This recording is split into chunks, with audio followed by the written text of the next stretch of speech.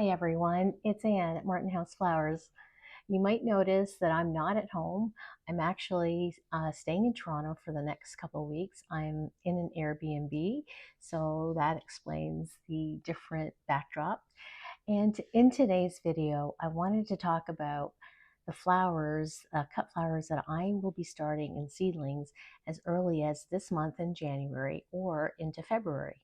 Also in this video, I want to do a little review about a book called Cool Flowers, and I'm sure many of you have heard about it. A lot of YouTubers have talked about it, but I wanted to talk a little bit about it because in my last video I said that I wanted to start reading more of my flower books, my garden books, and also do a little review on it. And I thought it tied in really nicely with early cut flower seeds. So thanks for joining me today, and I hope you will like, subscribe, and share. If you are in zones 5, 6, and 7, you can start your seeds as early as January and also into February. I think last year I started in February, and the only reason I'm starting earlier this year is because I do have a greenhouse now, and I plan to start those seedlings indoors in the greenhouse. And it will sort of be a bit of a hardening off period because they will be in cooler temperatures, not as warm as undergrow lights indoors. But I will be starting all of these undergrow lights.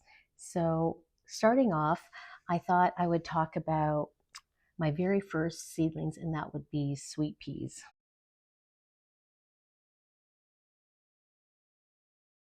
So last year I picked up some sweet peas from, I believe, Baker Creek and also from Gardener Supply. So I will drop in some pictures of my sweet peas that were really successful in containers, surprisingly, versus in the ground.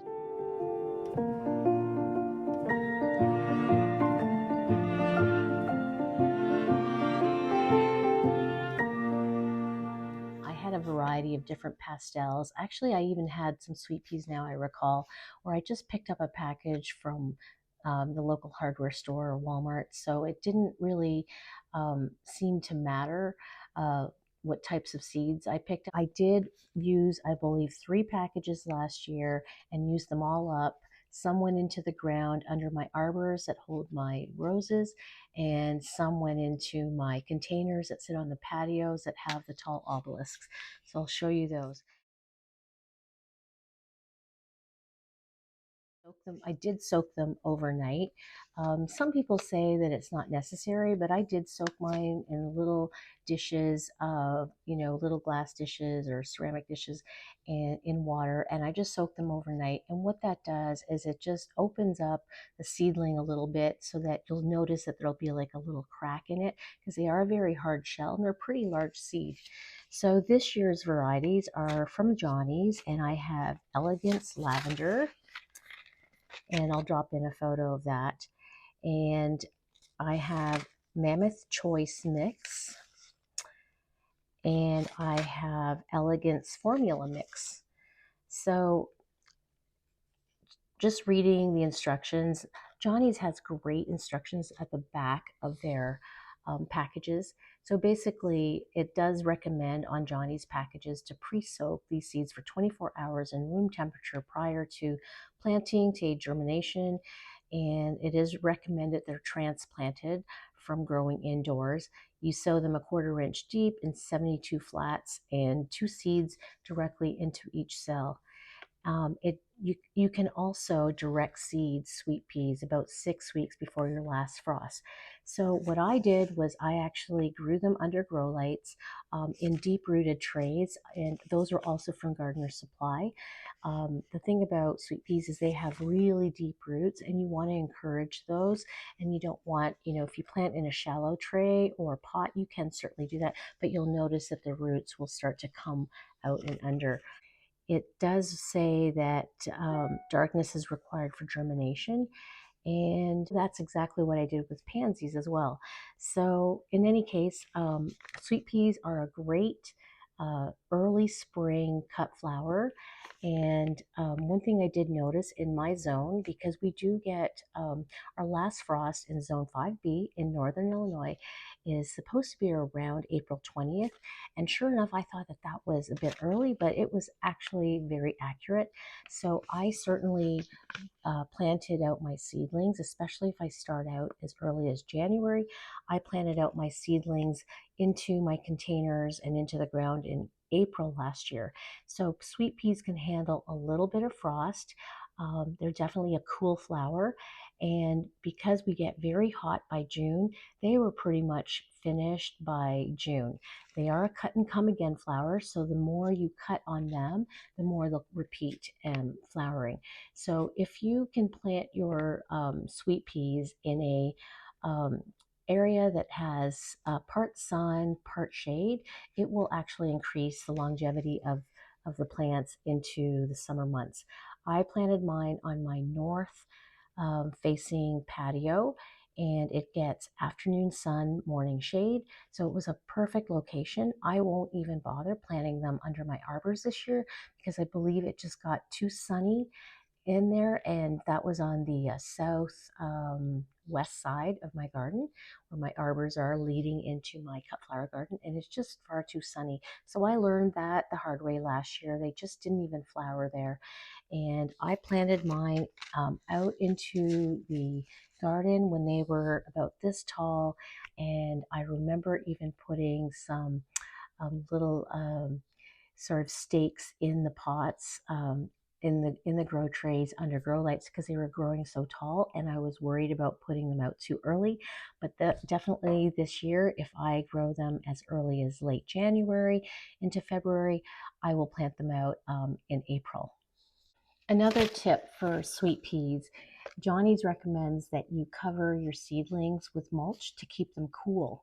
And I think that that's a great idea because the soil gets pretty warm once it gets exposure to sunlight. So I'm definitely going to try that trick. And it does say this, that it needs sun and rich, deep, loamy, moist, well-drained soil. Well-drained soil is a key. So the next flowers that I wanted to talk about, I have quite a few seeds here that I brought along. And I planted 3 types of pansies last year. I did the Coronation Gold, the Lake of Thune, which is the blue or purpley blue, and then I did Celestial Blue pansies. Now these are a really cool flower. They can definitely handle a little bit of winter cool weather. So I will definitely be planting these out as soon as I get home on the 3rd week of January. And what pansies do require is that they need to germinate first with darkness. So I actually planted them into my trays, covered them with another dark, like a bottom tray, and put them in my closet. They'd say they will sprout in 14 to 21 days. And so I just checked them daily. And as soon as I saw little sprouts, I took off those seed trays, and then I put a regular clear dome over them, and then put them under grow lights so that they would germinate even more. And then it created that nice sort of greenhouse effect. Once my trays were 50% or more germinated, then I took them off and continued them into under the grow lights. So pansies this year, I have quite a few. I have, these are all from Baker Creek. I have Viola, Arkwright, Ruby Viola. These take 85 days to grow, and they're a ruby colored petals, complete with gilded eyes and edges. I actually wanted to start these in the fall. You'll notice I have some dark colors, but I didn't get around to them. So these are perennials in zones 4 to 9, and you do start them indoors 8 to 12 weeks before your last frost. So that leads me to for zone 5B, our last frost is April 20th. So you just take your calendar and you just count back 12 weeks. And when I did that from April 20th, that took me to about the third week of January. But you can certainly grow them into February. So just look at your particular package of your pansies or whatever cool flowers you have, and check the number of weeks that you're supposed to start them, and you just count that back from your frost date. A lot of people in zones 5, 6, and 7, their last frost date goes into May. So you would just count back, 8 to 12 weeks, and that might take you into February. So these grow in full sun to partial shade. And what I did with my pansies last year was that I grew them all in containers. I also have Viola Antique Lata. These are so pretty. These are a dainty dime-sized blooms, and they also take 85 days, and they suggest putting them in a fairy garden or window boxes. These are dwarf plants that are just 3 to 4.5 inches tall. So that would make a nice little border. And then I have wine lata viola, and they also they have a color of boysenberry and small yellow eyes. These are ideal in beds and borders and window boxes on the front porch. And also pansies are an edible flower, which is a really cool thing. I knew a wonderful lady in my hometown in Schaumburg, Ontario, when I lived in Canada, and she used to put pansies or violas on top of her wonderful lemon sponge cakes, and they were just a beautiful little decor, and of course they're edible. So then I also have Berna Velvet Blue, and these will grow in 60 to 85 days, and of luxuriant and lavish crushed velvet blooms. These flowers are edible and really add a touch of regal beauty to your culinary creations. They are a cool weather loving flower that flourishes in shade. So you try them in planters, pots, beds, and borders. That is another great thing about pansies. If you want to keep them growing into the summer months, even some people are lucky enough to plant them or grow them late into late summer, and that's if you keep them in cool temperatures, and that lends itself to shaded areas. So definitely try that. I will plant these for my containers, and I'm so excited because I have 4, and I think I have a few left from last year's. Yep, I think there's still some in there. So when I start these in a couple of weeks, I will definitely take you along. The other seeds that I brought along are salvia. And salvia takes about, they suggest that they start about 10 weeks before. So I'll probably grow these in February. So I have Blue Monday Sage Salvia, and I have Oxford Blue Salvia.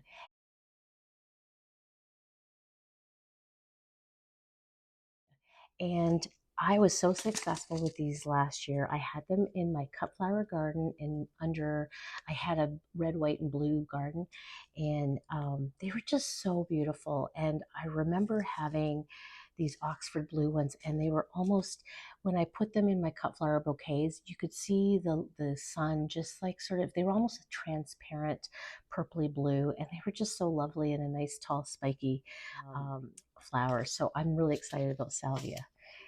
And then before I jump into the book, I also brought yarrow. Now, yarrow is one of those cut flowers that I had in my garden back in Canada, and I only had at the time those yellow mustardy colored ones, and I remember them being so overgrown in my perennial garden. I had like a hillside garden, and but now they've come up with so many of these really pretty mixes and pastel colors. So I have here the Colorado Mix Yarrow, and it's a perennial, irresistible mix of blood red, cerise, cream yellow, and white flowers, summer through autumn. And these require 8 to 12 weeks before your last spring frost. And they require full sun, tolerate some shade, surface sow indoors, and keep them moist but not soggy. And you do set them out after frost has passed. So you definitely don't want to put these out until your last frost. So for me, it'll be late April, and for some, it'll be in May. The other one is Love Parade Yarrow, and these are perennial in zones 5 to 8, and they are standout clumping yarrow with extra large flower clusters that fade and blush several lovely shades of pink, and they grow 1.5 to 2 feet tall. So I'm super excited about yarrow. They'll be a great filler flower. And I learned from my cut flower garden last year that I really didn't have enough uh, filler flowers. So excited about those, especially because they are going to be a perennial. So let's talk about the Cool Flower book. So I just pulled out a couple of the cool flowers that I read about in here that I am definitely um, going to continue to grow. And if you've seen any of my previous videos, one of the really successful, or the most successful cut flower, were snapdragons. So snapdragons, I didn't bring any of them here. I did order some more from Johnny's. I already broke my resolution rule of not buying too many more seed packages, but I know I have some from last year. But I did order some new ones that are pelleted. So I'm super excited about those. And when they come in, I just placed my order this morning. When they come in, I'll certainly share those with you in the next video when it's time to grow snapdragons. But I'm so excited that I ordered some pelleted varieties from Johnny's this year. And because, as you know, snapdragons are super tiny little seedlings. And I don't want to talk too much about that because I could do an entire video about snapdragons, especially since they were my #1 cut flower. So bachelor's buttons and snapdragons are included in this book, as well as bells of Ireland. And I wanted to just sort of talk a little bit about this cool flowers. A lot of YouTubers have recommended this book. And to be honest, when I first received it, #1, I was a little bit surprised that it was, this size. That's why I wanted to show you. It's not one of your typical tabletop books or coffee table books, but I find that it's a really great storytelling book. It talks about, I'm sorry, I should have mentioned, it's written by Lisa Mason Ziegler. And of course, a lot of us follow her on her videos. She does a lot of online training. I believe she sells a training program. And I've recently started watching some of her YouTube videos, but I loved how there was a story portion about, her personal story, how she, met her husband, how they cultivated and grew their first farm. And I believe, if I recall, I read this, I think last fall, and she talked about how her husband inherited his family property, and she started growing cut flowers even before they were married. And the story continues, of course. But what is really helpful as a reference book is that you find at the back, it's chapter 5, she goes flower by flower and has a reference of facts to grow on, tips for easy success, winter strategies, and how to keep the blooms coming. And she goes from A to Z on. She starts with Omni, Bachelor's Buttons, um, Bells of Ireland. I grew Bells of Ireland last year. I won't be repeating them. They they're really a cool flower, and my zone, it just got too hot too quickly. So I don't think, unless I had some shelter, I don't think I'll be repeating those. Black-eyed Susan, and I certainly had some Rudbeckia. I had the Prairie Sun Rudbeckia in my raised cut flower gardens, and I'm hoping that they will come back because I trialed those. But of course, the bunnies love um, those those flowers. It talks about Bupleurum, Canterbury bells, which of course I started Canterbury bells a few weeks ago, and I'll actually drop in a photo of how my seedlings are doing. I started Canterbury bells in the greenhouse as early as, I think, late November, and it was just too cold in there. So I brought them into my grow lights that are in my kitchen, and they seem to be slow because it was quite cool. It talks about delphiniums, which of course I have some delphiniums that are in my raised garden beds that are a perennial for me. I have some that I bought from actual plants a couple years ago, and they're doing well. I'll drop in a picture of my delphiniums. And I'm hoping the ones I started from seeds last year will be perennialized and will come back. And so we'll cross our fingers there. It talks about dill, dropmore, foxglove, false Queen Anne's lace, feverfew. I'm growing feverfew for the first time. I do have some seedlings there. So I'll bring those into my next video when I start them. Um, Foxglove, I did Peach digitalis, which you've seen in other videos, but I'll drop in a photo anyway. It talks about kale, lambada, larkspur, lisianthus, love and a mist, pansies, pincushion flower, scabiosa, Iceland poppy, and it just goes on. And it goes to pot marigolds, snapdragons, sweet peas, which we talked about, sweet William throatwort, and so on. And it gives you very specific. Yarrow is the last one. There is no flower under Z. So it just gives you, in chapter 6 and so forth, starting from seed, it talks about obviously soil blocking, which I'm definitely going to be doing more of soil blocking. And I will share all those details with you as my cool flowers that I will be starting this month in January into February, and also talk about this cool flower book. I highly recommend it. It wasn't very expensive. It's labeled at $22.95, but I probably got it for less on Amazon. So I hope you enjoyed this video, and I look forward to talking about the next round of seeds to start after I complete the January, February seedlings. And of course, in January, later this month, and probably next week, I'm aiming to do one video a week minimum, especially while I'm away. It'll probably just be one a week. Hoping next week I can do one, but I'll be staying at my daughter's and my new grandson's home next week, so I'm not sure that I will have the opportunity to have space to do a video. I'm hoping that it's nice enough that we go for a walk and I can take you along on the streets of the West End, sort of downtown area of, it's called Etobicoke. But if not, I will see you in the next video. I hope you get a chance to get outside. If it's not in your garden, maybe you've got some beautiful forest bulbs that you're growing, anything to cheer you up in these cold winter days. So we'll see you again in the next video. Bye-bye.